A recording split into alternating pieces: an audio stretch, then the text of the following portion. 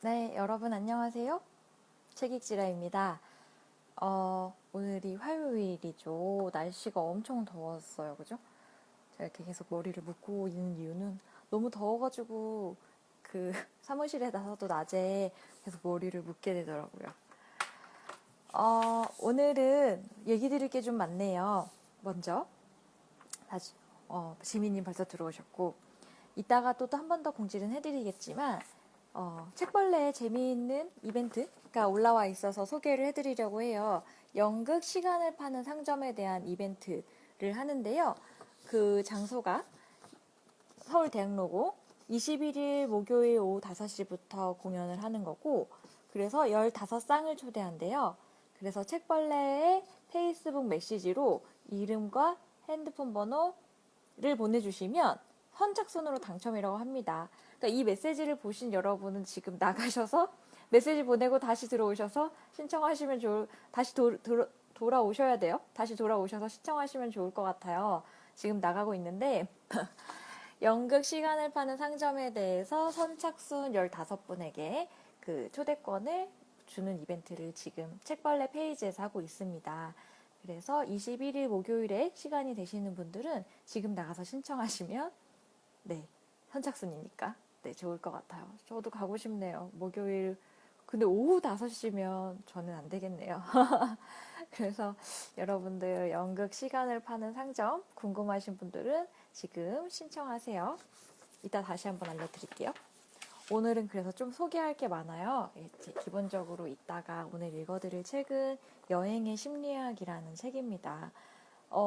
여권 모양이죠. 그리고 굉장히 심플하고 예쁘고 뭐 이런 책인데 둘이 여행을 떠나면 왜 꼭 싸우고 돌아올까? 라는 질문이 적혀 있어요. 그래서 저는 되게 지금 재밌게 읽고 있는데 이 책을 오늘 소개해 드릴 건데요. 그 전에 혼자라 그냥 있겠다는 제이스님, 지민님도 포기. 평일이라서 안 되시는 분들이 많네요. 네, 되시는 특히 대학생분들 신청하시면 좋을 것 같습니다. 상수님도 9 to 6 족쇄의 방이라고 하셨고 영철님 한번 신청해 보세요. 연극. 네, 소원아님 이거 생방송입니다. 원래 월요일마다 신간 소개 코너를 만들려고 했는데 그동안 좀 이래저래 못했어요. 그래서 오늘은 신간을 3권 소개해드리고 전처럼 여러분들의 반응이 가장 뜨거웠던 책을 이번 주에 다시 읽어보도록 하겠습니다. 네, 재성님 반갑습니다. 그래서 한번 신간 한번 보겠습니다. 네, 책을 3권 준비했어요. 그래서 첫 번째 책은 심리학 자존감을 부탁해 라는 책이고 두 번째는 잠시만요. 좀 고정하자. 두 번째 책은 프랑스 육아 아이를 낳아도 행복한 프랑스 육아라는 책이고 세 번째 책은 사장의 질문이라는 책이에요. 그래서 다 흥미로워 보여서 제가 골랐는데 근데 타겟에 따라 정말 다를 것 같아요. 회사에 다니시는 분은 그리고 조금 약간 경영이나 뭐 조직 문제에 대해서 고민하시는 분은 이 사장의 질문을 보고 싶으실 것 같고 그 다음에 뭐 저도 뭐 아이는 없지만 프랑스 육아에 대해서는 항상 궁금했었거든요. 그래서 육아 문제를 좀 궁금하다 싶으신 분들은 프랑스 육아가 더 보고 싶을 것 같고 그 다음에 3번이 뭐죠? 제이슨이?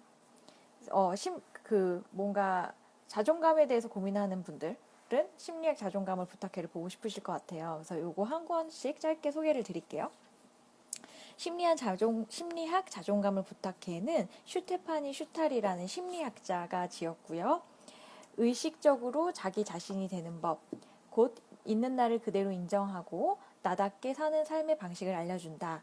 이분은 독일 심리 치료사이고요. 개인 심리 상담실을 운영하면서 자존감, 불안을 주제로 세미나를 진행을 합니다. 그런 분들을 많이 만나면서 이 책을 쓰게 되었고요. 이 책은 심리학 개념을 기반으로 해서 가벼운 위로가 아닌 현실에 뿌리내린 단단한 조언을 전한다. 책장을 덮고 난 후에는 마치 푹신한 소파에 기대어 상담을 받고 나온 듯 한결 개운해질 것이다. 라는 그래서 좀 봤는데 여기 나온 얘기대로 굉장히 그냥 뭐랄까 자기계발서 단순한 위로는 좀 아니어서 굉장히 좋았어요. 첫 번째는 인식인데요. 우리 아까 메모를 해놨는데 어디 갔냐? 메모를 해놨으나 찾을 수가 없네요. 그래서 우리가 어떻게 그 자존감이 낮은 사람들이 본인의 문제를 인식하냐. 근데 실제로 자존감 낮은 사람들이 겪는 문제와 본인이 생각하는 문제가 다르다. 뭐 이런 부분이고요. 그 다음에 두 번째 장은 원인. 보통 어린 시절에 좀 그런 문제를 겪어서 자존감이 낮아졌겠죠. 그래서 그런 원인을 분석해보고 이것을 치유하려면 어떻게 해야 되나 심리학적으로 분석을 해보고요. 제일 좋았던 장은 좀 이제 실제로 연습인데요. 사람들로부터 100% 인정받고 싶다는 소망에 관하여 자기 입장을 양보하지 않으려는 사람과의 대화법, 비판에 무너지지 않기, 예쁘지 않지만 괜찮아. 그리고 제대로 화를 내는 기술, 남의 기대에 부응하려고 태어난 것이 아니다. 이런 실제로 그런 장들을 통해서 대화할 때 그런 사람들한테 어떻게 당당하게 말하고 그래도 그 사람이 실제로 싫어라고 거절하는 법을 말해도 큰일이 일어나지 않는다. 이런 얘기들을 해주고 있습니다. 가장 인상 깊었던 한 대목을 읽어볼게요. 자존감이 높은 사람과 자존감이 낮은 사람은 무엇이 다른가? 자존감이 높은 사람은 자기 약점을 포함하여 있는 그대로의 자신을 수용한다. 반대로 자신에 대한 불안, 즉 자기 불안으로 인해 자존감이 낮은 사람은 첫째, 자신의 약점을 받아들이지 못하고 둘째, 그 약점을 너무 중대하게 취급하며 셋째, 자신 말고는 아무도 알아차리지 못하는 약점을 자꾸 끄집어낸다. 자기 불안이 있는 사람은 자신에게 없거나 잘못된 것에만 집중한다. 그래서 자신의 지금 모습과 되고 싶은 모습 사이에 있는 간극만 끊임없이 눈에 들어온다. 이것을 가리켜 심리학에서는 현실 자아와 이상 자아 간의 격차라고 부른다. 네. 이런 어떤 톤앤 매너로 진행되는 책이에요. 그래서 그러면 심리학 자존감을 부탁해가 1번이 되겠습니다. 네, 지민님은 그리고 아무도 없었다. 여름 특집으로 해달라고. 파우스트 얘기하신 분들도 있었고, 이제 저는 이제 이 시간에는 가급적 신간을 소개하려고 하는데, 자, 두 번째 책입니다. 아이를 낳아도 행복한 프랑스 육아. 제가 그 외국 부모들이 아이가 넘어지면 일으켜주지 않고 일어날 때까지 기다려주는 그런 모습이 되게 이제 감명 깊었고, 또 제 친구들이 이제 아이를 낳으면서 아이 때문에 밤마다 못 자고 이러는데 그렇게 프랑스 부모들이 아이를 침대에 눕혀서 잘 재운다는 그런 얘기를 들으면서 관심을 가졌었는데 이 챕터만 봐도 대충 다 내용이 파악이 돼요. 부모가 행복해야 아이도 행복하다. 아이는 부모와 함께 키우는 거야. 항상 훌륭한 엄마일 수는 없어. 완벽한 출산, 아이를 어디에 맡겨야 할까? 셋째 아이는 알아서 클 거야. 아이들에겐 지루한 시간도 필요하다. 행복한 프랑스 워킹맘, 말이 통하는 아이들, 이런 걸로 되어 있는데요. 많이 사실 그 표시는 했는데 인상 깊었던 이야기. 프랑스인들은 갓 태어난 아이일지라도 매우 진지하게 대한다. 아이들도 권리와 의무가 있는 온전한 인격체라고 생각한다. 어느 날 프랑스 친구 리즈가 우리 집에 놀러 왔을 때 경사가 가파른 앞마당을 바라보면서 내가 말했다. 프레트가 저 경사면에 넘어지지 않게 울타리를 세워야겠어요. 왜요? 아이한테 말로 설명하세요. 알아들어요. 리지가 말했다.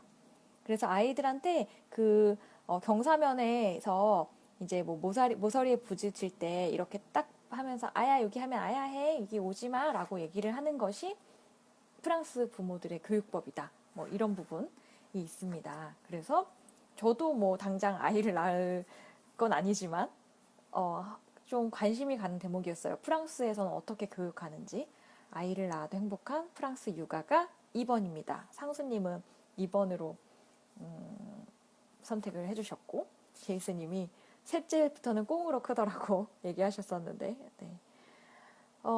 그리고 세 번째는 사장의 질문인데요.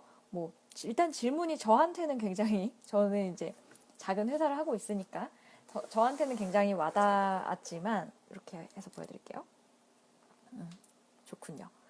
꼭 그런 것보다는 조직에 대한 얘기예요. 그래서 어떤 조직의 퍼포먼스를 어떻게 최대로 끌어올릴까 저도 많이 고민을 하는 부분이고 성공한 사람은 무엇을 묻는가? 3가지 핵심 질문. 왜? 무엇을 해야 하는가? 우선과제 설정. 누구를 쓸 것인가? 인지 확보. 헌신적인 관계를 맺었는가? 관계 구축, A급 조직을 만드는 리더십 공식, 파워스코어로 이루어져 있고요. 파워스코어가 그럼 뭐냐? 사실 책이 읽기가 되게 쉽게 돼 있거든요. 구어체로 돼 있어요. 그래서 그냥 술술 사실 읽히는데, 뭐 여기에서 얘기하는 것 중에 그 파워스코어는 리더십 대통합 공식이다. 리더십을 제일 끌어올릴 수 있는 그런 공식이고, 그 다음에 우리 조직은 현재 풀파워로 가동 중인가요? 이런 질문에 대한 대답이다라는 거고요. 그 공식은 P는 우선과제, 프라이어리티를 말하고, 그 다음에 W는 사람, who이고, R은 관계, 릴레이션십이다. 그래서 요거 세 개를 곱하면 파워스코어고 10점 만점으로 돼 있어서 만점은 1000점이다.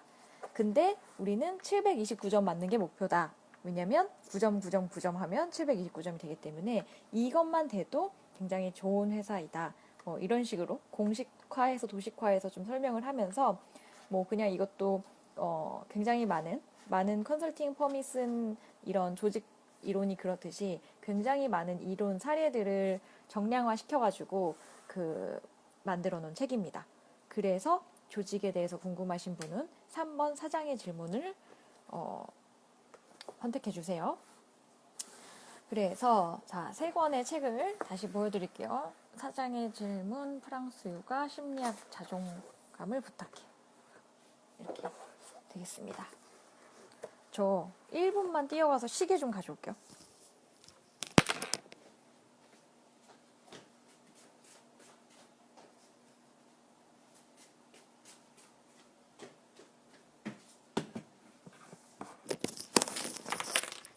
네, 돌아왔습니다. 망했네요. 이 신간 소개 코너가 너무 헤비한 것 같아요. 15분 정도 해버렸는데, 어쨌든 여러분이 아까 그 책 중에 골라주신 것 중에 한 권을 이번 주에 같이 읽어보도록 하겠습니다. 자, 그러면 오늘의 책, 여행의 심리학을 시작해보도록 하겠습니다. 저는 되게 여행 서인 줄 알았어요. 요즘 보면은 어쨌든 여행 정보, 인포메이션에 대한 책은 거의 다들 블로그에서 찾아보시잖아요. 그러니까 서점에 가서 여행책을 찾아보면 거의 에세이식, 그리고 정보보다는 내가 갔다 와서 느낀 점 이런 것들을 되게 많이 있어서 그런 책이지 않을까 했는데 굉장히 좀 신기했어요. 정말 여행을 심리학적으로 풀고 좀 약간 이분이 여행에 관해서 교과서를 쓰셨네? 라는 근데 굉장히 재밌고 잘 읽히는, 그리고 제가 평소에 왜 사람들은 다 나처럼 여행 안 하지? 뭐 이런 생각을 했는데 그런 여행을 좀 분석해 놓은 그런 책이 되겠습니다. 굉장히 재미있었어요. 좀 독특한 형식이었어요. 이 저자분은 김명철 작가님이신데요. 여행하는 심리학자입니다. 그래서 약간 동남아나 몽골에 가서도 현지인 취급을 받으셨다고 하고, 서울대학교에서 심리학 석박사까지 하셨고, 그 다음에 29의 여행을 떠나서 1년 5개월 동안 12개 국을 여행한 베테랑 여행가다. 그분이 여행에 대해서 심리학적으로 어떻게 바라보았나, 뭐 그런 것들을 보는 책입니다. 네. 그래서 이 책의 파트는 이렇게 구성되어 있어요. 우리가 떠나기 전에 알아야 할 것들, 여행의 필수 질문, 나는 왜 여행을 떠날까? 필수 질문이라고 하는데 저는 해본 적은 없는 것 같았어요. 여행은 진짜 좋은 것일까? 라는 부분. 그 다음에 그 여행에 대해서 굉장히 구체적으로 나눠놨는데, 여행의 테마 요소가 있고, 여행의 불만족 요소가 있고, 뭐 분노, 공포, 혐오, 여행의 기본 요소가 있는데, 뭐 날씨, 그 다음에 음식, 풍경, 숙소, 그리고 친구, 그리고 여행을 잘 하려면 어떤 기술과 마음가짐과 조건이 있어야 되냐, 이런 관점에서 쓰여져서 굉장히 재미가 있었습니다.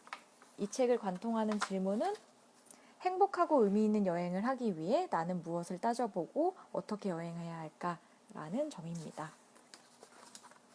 네, 그래서 시작해 보겠습니다. 나는 왜 여행을 떠날까? 잠깐만요. 여행의 동기에 대한 질문인데요. 나는 여행을 왜 떠날까? 라는 질문에 제대로 된 답을 하려면, 즉 우리의 여행 동기를 정확하게 알려면 먼저 여행 동기라는 것이 무엇인지 이해하고, 다음으로는 나 자신이 어떤 사람인지 이해한 뒤 자신의 여행 동기가 어떤 특징을 따르는지 파악해봐야 한다. 여행은 무언가를 피하려는 회피 활동인 동시에 무엇인가를 얻으려는 접근 활동이다.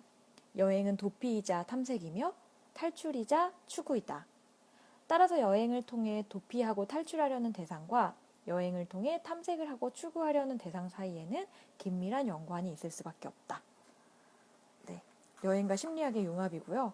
저는 하루에 한 권씩 그냥 스키밍 하고 있는 것 같아요. 방랑자의 대표 사례로는 미국의 고도 자본주의와 물질 문명이 염증을 느끼고 진정한 인간성과 평화, 행복 등을 추구했던 1960년대와 1970년대의 히피 여행자들을 꼽을 수가 있다. 그러나 여기서는 또 다른 방랑자의 대명사인 우리가 얼마 전에도 읽었던 그리스인 조르바의 니코스 카잔차키스의 사례를 살펴보고자 한다. 카잔차키스는 1883년 오스만 제국의 지배를 받고 있던 그리스 크레타 섬에서 태어났다. 카잔차키스는 유구한 독립운동가 집안 출신인데다가 어린 시절부터 오스만 제국의 그리스인 학살 등을 목격하며 자라나 타민족의 지배를 받는 그리스의 현실에 뿌리 깊은 분노를 품고 있었다. 그렇지만 카잔차키스를 방랑자로 만든 것은 식민 지배에 대한 분노가 아니었다.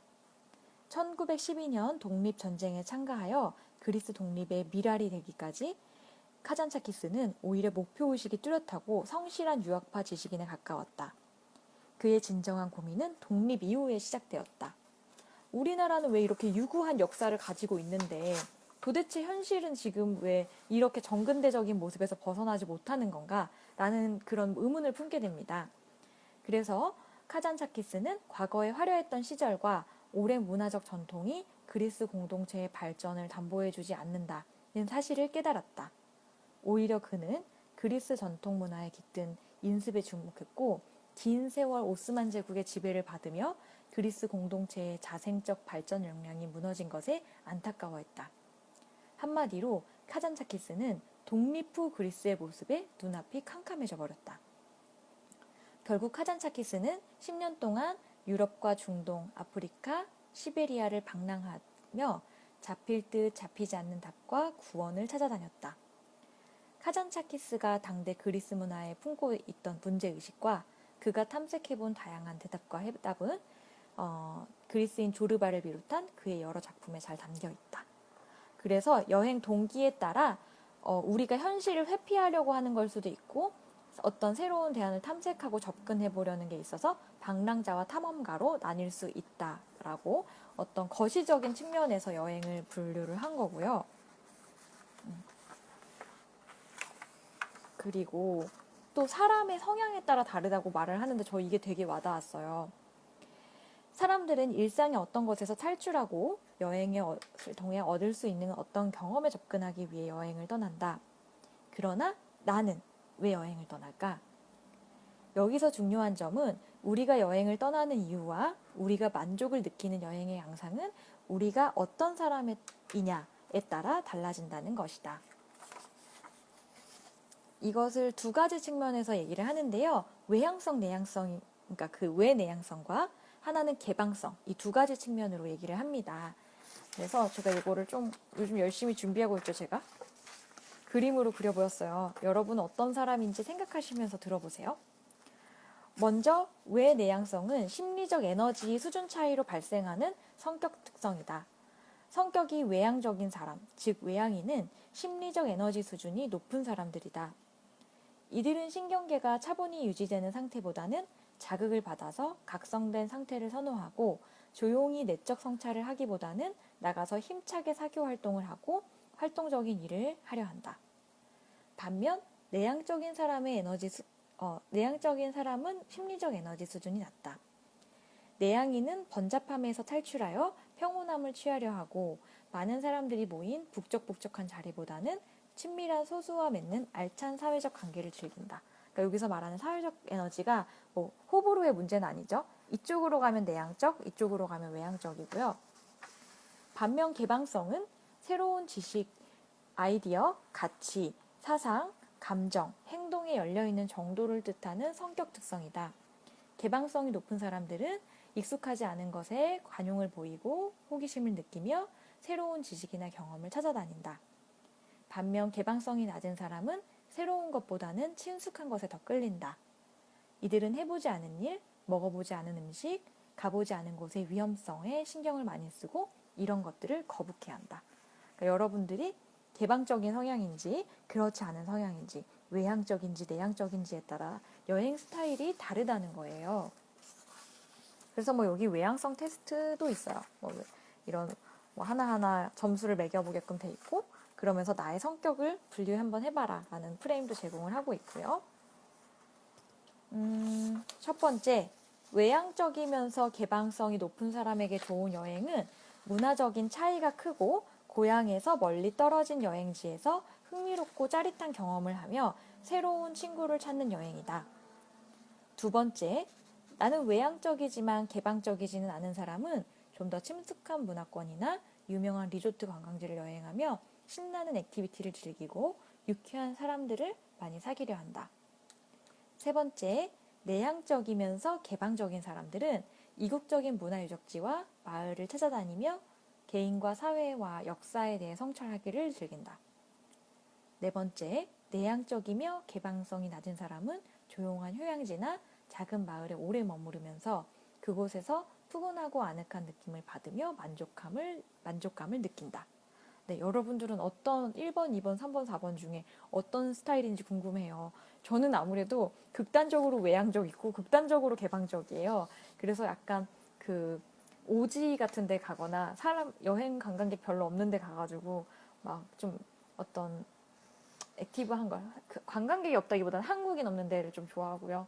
그래서 저는 제가 막 몸을 힘들게 하는 배낭여행을 좋아하는데 막 리조트에 가서 나는 여행은 몸 고단한 거 싫어. 리조트 가서 편안하게 쉬는 게 좋아라고 말하는 사람들을 좀 이해를 못했었는데 이걸 보니까 왜 그런지 알 것 같다. 네, 3번이 많으시네요. 예진님은 지금 밴쿠버 여행 중에 여행에 대한 라이브를 듣고 계십니다. 네, 4번 어떤 곳에서 편하게 머무르면서 쉬고 싶은 분들도 많고요. 그래서 이게 이력서 여행에 따라 다르구나 뭐 그런 얘기가 있었고요. 그 다음에 이 질문도 재밌었어요. 그러면 여행은 정말 좋은 것일까? 여행의 많고 많은 긍정적 가치와 효과를 얘기해보자. 우선 기분 좋은 흥분감이 베이스로 깔린다. 여행 출발일이 하루하루 다가올 때, 여행 가방을 쌀 때, 카메라에 쌓인 먼지를 떨어낼 때, 새로운 마을로 출발할 때, 새로운 마을에 도착했을 때, 아침을 든든히 먹고 오늘의 투어를 기다릴 때, 우리는 언제나 여행의 리듬감을 고취하는 자신의 심장박동 소리를 들을 수 있다. 그렇지만 여행자의 심장이 쿵쿵거리는 이유는 대부분 알싸한 기대감 때문이다.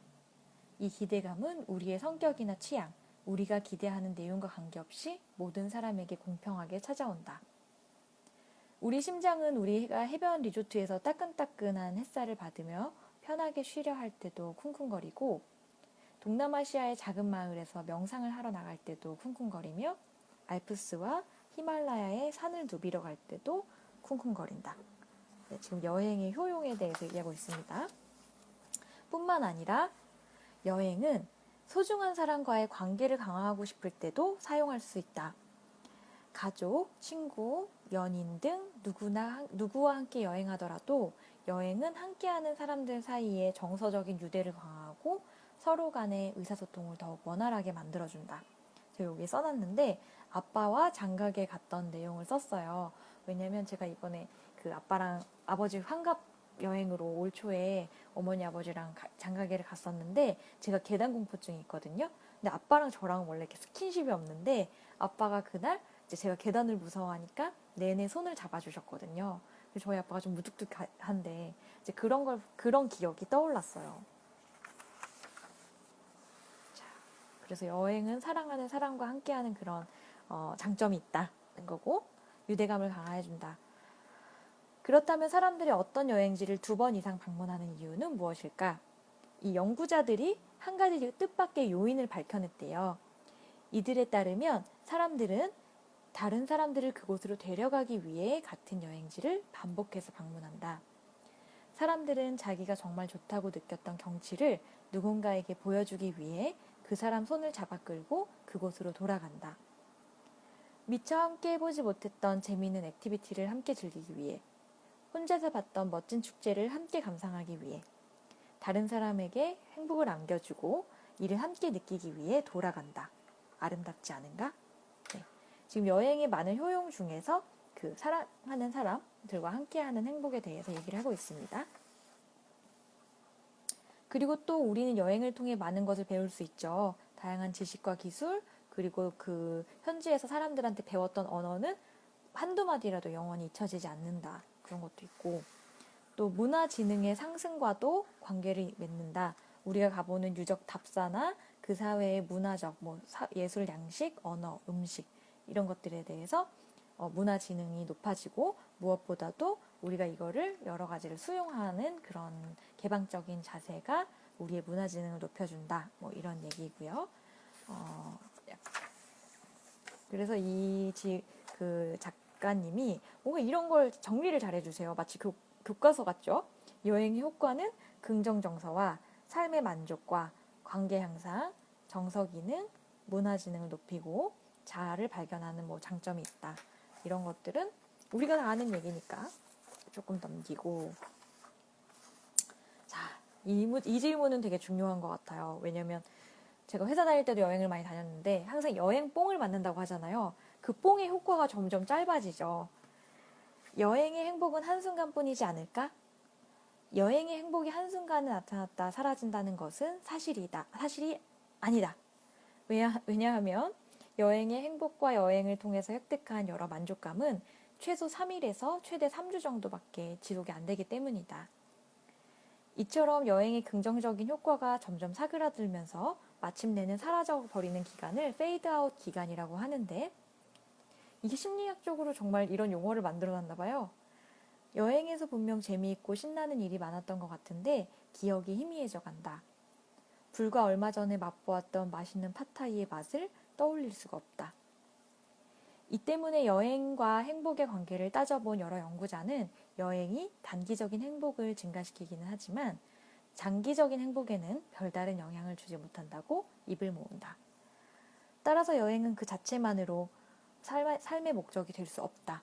오직 꾸준히 여행하며 자주자주 행복을 경험하는, 그리하여 자신과 소중한 사람들의 삶에 주기적으로 활력을 불어넣는 여행하는 삶이 인생의 목표가 될 수 있을 뿐이다. 그러니까 중요한 거는 여행을 해서 내가 뭔가 에너지를 받아와서 나는 현실을 더 잘 살려고 여행하는 거야 라는 게 아니라는 거죠. 어차피 여행의 행복은 짧다는 거예요. 굉장히 와닿는 얘기였어요. 그리고 또 하나 와닿는 공감되는 얘기, 사실 여행에서 가장 중요한 요소는 시간과 돈인데 이런 얘기를 합니다. 시간과 관련해서 여행 연구자들이나 여행 동료들이 던져주는 중요한 힌트가 한 가지 있다. 인생의 전환기를 놓치지 말라는 것이다. 인생 전환기 여행이란 학교를 졸업하거나 학위를 받았을 때, 결혼 직후, 군에서 제대했을 때, 직장을 그만두거나 옮길 때, 자영업을 정리하거나 업종을 전환할 때, 은퇴했을 때 하는 여행을 뜻한다. 이럴 때 우리는 비교적 떳떳하게 국내의 인간관계와 크고 작은 일을 잠시 놓아두고 기존의 삶에서 장기간 사라지는 것이 가능하다. 가히 일생일대의 여행을 꿈꿔볼 시기라고 할 수 있다.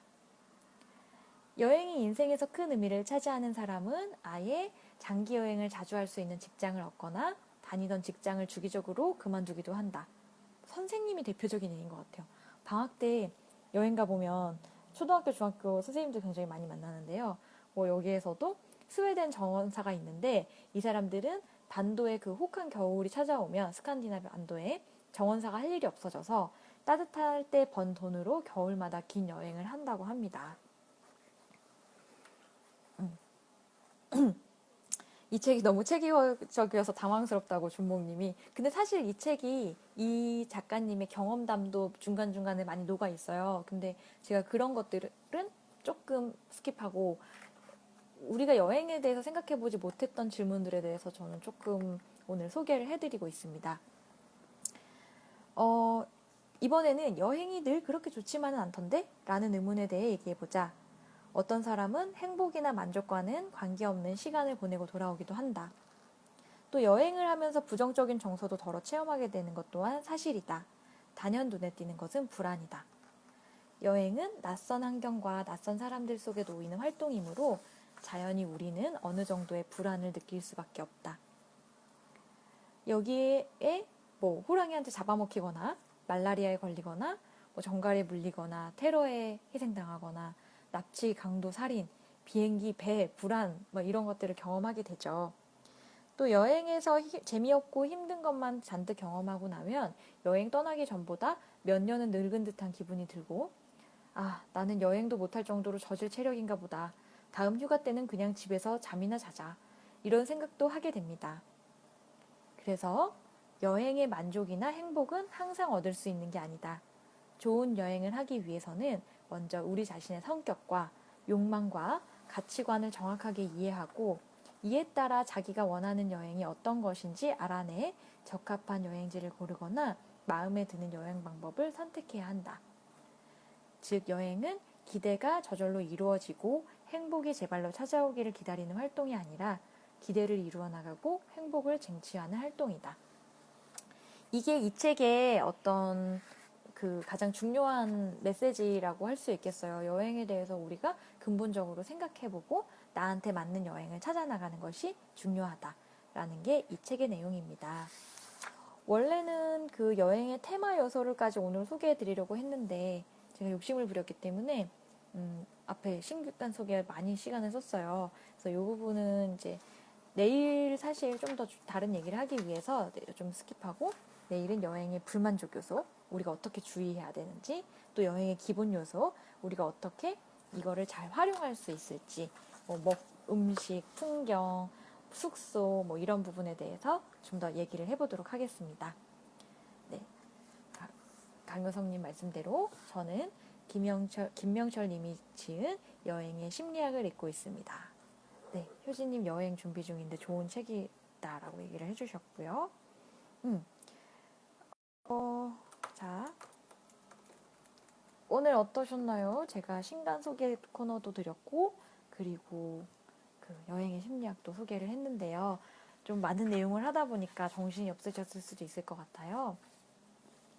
내일은 좀 더 편안한 마음으로 여행의 심리학에 대해서 더 잘 소개하도록 하겠습니다. 마지막으로 공지 다시 한번 드릴게요. 연극 시간을 파는 상점을 지금 책벌레에서 이벤트를 하고 있습니다. 그래서 선착순이에요. 15쌍. 그래서 15분이 지금 메시지를 다 주셨는지 모르겠는데 책벌레 페이지에서 한번 확인하시고 이벤트 응모해보세요. 네. 그러면 저는 내일 더 여행의 심리학의 재밌는 부분을 가지고 우리가 여행할 때 준비해야 될 것들에 대해서 얘기를 들고 돌아오겠습니다. 맞다. 혹시 늦게 들어오신 분들 심리학 자존감을 부탁해 프랑스유가 사장의 질문 거꾸로 보이시겠지만 이 책에 대해서도 의견 부탁드립니다. 여러분 안녕히 주무세요.